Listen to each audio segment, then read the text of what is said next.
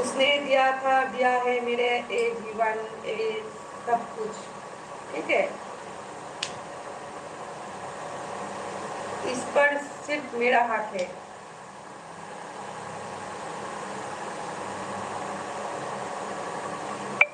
ভগবানের দেওয়া একটা এত সুন্দর জীবন আছে, এত সুন্দর একটা দেহ আছে, তো আমি কেন লোকের কাছে হাত পাততে যাব, ঠিক আছে।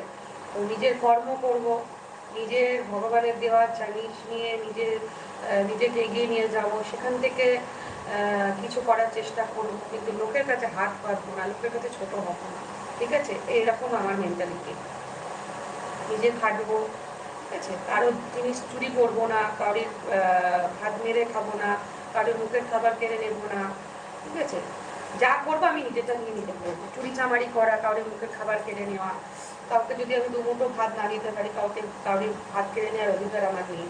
অতএব আমি যেটা করবো সেটা হচ্ছে